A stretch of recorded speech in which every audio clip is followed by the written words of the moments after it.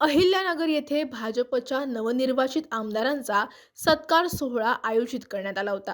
यामध्ये विधान परिषदेवर नियुक्त झालेले सुनील कर्जतकर, विवेक कोल्हे, प्राजक्त तनपुरे आणि विधानसभा निवडणुकीत विजयी झालेले अक्षय कर्डिले यांचा सत्कार करण्यात आला। या कार्यक्रमाला मंत्री राधाकृष्ण विखे पाटील, विधान परिषदेचे सभापती राम शिंदे उपस्थित होते। एकाच पक्षातील मात्र याआधी एकमेकांचे कट्टर राजकीय प्रतिस्पर्धी राहिलेले नेते एकाच मंचावर आल्यानं ह्या कार्यक्रमाची चर्चा होती। या कार्यक्रमातून प्राजक्त तनपुरे हे प्रकृती अस्वस्थ असल्यानं सत्कार स्वीकारल्यानंतर लगेच कार्यक्रमातून बाहेर पडले।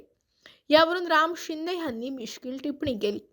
तनपुरे अजूनही भाजपमध्ये थोडेसे अवघडलेले दिसतात, कारण त्यांचे मामा अजून दुसऱ्या पक्षात म्हणजेच शरद पवार यांच्या राष्ट्रवादीत आहेत असं म्हणत त्यांनी वातावरण हलकं केलं।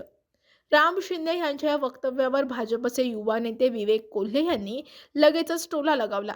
त्यांनी त्यांच्या मामांनाही आपल्याकडे घ्या असं म्हणताच हशा पिकला। दरम्यान ही जबाबदारी राधाकृष्ण विखे पाटलांकडे असल्याचं सांगत राम शिंदेंनी त्यांच्या कोर्टात चेंडू भिरकावला। या कार्यक्रमात नेमकं काय घडलं ते पहा। चारही आमदार वेगवेगळ्या पार्श्वभूमीमध्ये आहेत आणि कुठल्याही निवडणुका नसतानाच महाराष्ट्राच्या कोणत्याही जिल्ह्यामध्ये एवढं मोठं प्रतिनिधित्व कोणालाही मिळालं नाही, ते फक्त अहिल्यानगरला मिळालं।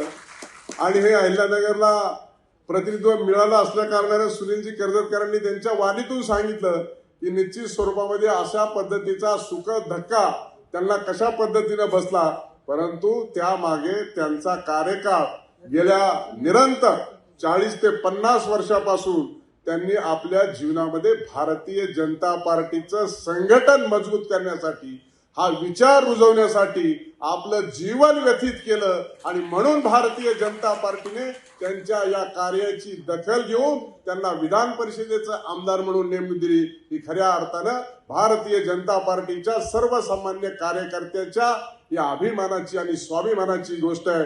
त्यामुळे तुम्ही निमित्त आहात की भारतीय जनता पार्टीचे आमदार म्हणून आपल्याला संघटनेतले आमदार म्हणून दिला आहे, परंतु सगळ्यांच्या आशा आणि आकांक्षा आपल्या प्रति निश्चित स्वरूपामध्ये अतिशय चांगल्या आहेत की जेणेकरून भारतीय जनता पार्टीच्या कार्यकर्त्याला अशा पद्धतीनं महत्त्व दिलं जातं।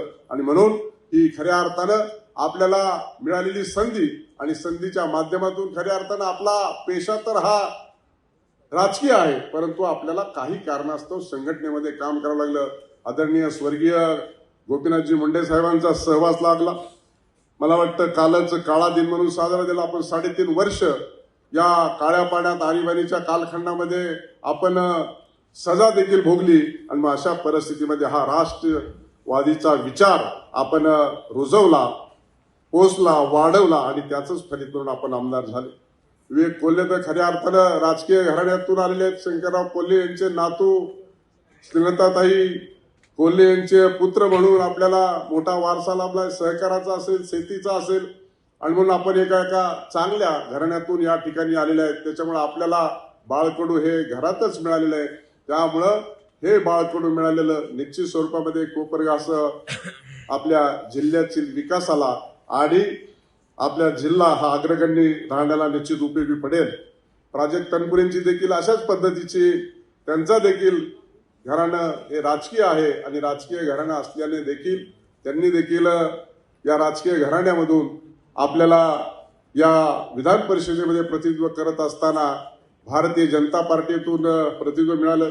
त्यांची तब्येत बरी नसल्यामुळे ते सत्कार घेतले आणि गेलेत, परंतु त्यांना बी काही थोडं भाजपमध्ये अकोट झाल्यासारखं वाटतंय का काय असं मला थोडंसं जाणवतंय जरा बॉडी लँग्वेज।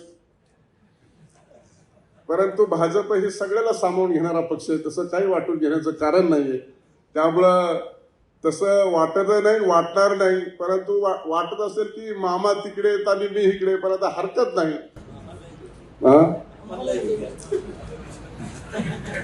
आता ते मी सांगू शकत नाही, ते आता विखे पाटील सांगतील। ज्याने त्याने ज्याचं त्याचं काम वाटून घेतलं पाहिजे, म्हणजे ताण तणाव कमी होतो। त्यामुळं फक्त मी आपल्या पक्षात आल्यानंतर कसं बरं वाटेल याच्याकडे विवेक माझं लक्ष आहे। आणि म्हणून निश्चित स्वरूपामध्ये चिंता करायचं काम नाही आणि अशा पद्धतीने काम केले। अक्षय कर्डिलेंचा तर खऱ्या अर्थानं राजकीय जन्म होत असताना स्वर्गीय कर्दिले साहेबांचा दुर्दैवी अल्पशा आजाराने निधन झालं आणि ती तुमच्या आमच्या मनाला खऱ्या अर्थानं अशी वेदना देऊन गेलं.